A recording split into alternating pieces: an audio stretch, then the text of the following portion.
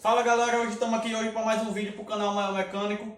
E hoje eu venho com uma dica, não é nem um vídeo, é mais uma dica para aquela galera aí, ó, que sofria que nem eu quando tinha minha Tornado, com aquele barulho chato que todo mundo conhece, de twist e Tornado, é muito chato.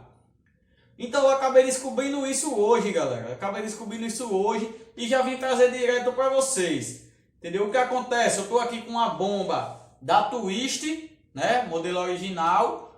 Eu vou estar, vá acompanhando o vídeo aí que eu vou estar falando como você colocar e o porquê, o que tem que adaptar, beleza? Mas antes eu quero dizer que é muito top para quem sofre com aquele problema do barulho do cabeçote ou máquina de costura, que nem a gente começa a dizer, né, porque é muito chato. Então a bomba da Twist, eu tenho aí uma sessão de vídeo, eu acho, eu vou estar deixando o link na descrição aí dos melhores, né? Então se você já vai por vídeo, se você for seguindo e não conseguir resolver o seu problema, então você vai ter que correr para esse aqui, que é o da bomba da XRE na Twist, beleza? Mas antes você vai seguir os outros vídeos lá e se não resolver, esse resolve. Então galera, eu vou estar falando hoje a bomba da XRE que eu descobri hoje, ela dá para colocar na Twist, só o que acontece?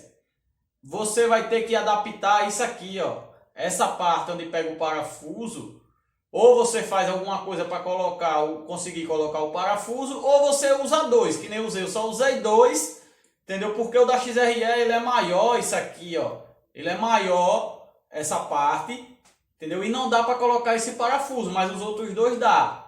E de resto, dá certinho. Agora o que acontece? A XRE ela tem uma maior vazão de óleo. É tanto que eu vou mostrar agora antes, com a bomba da Twist.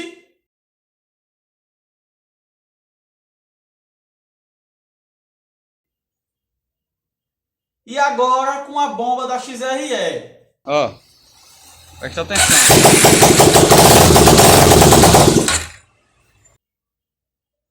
Então, tiraram suas conclusões?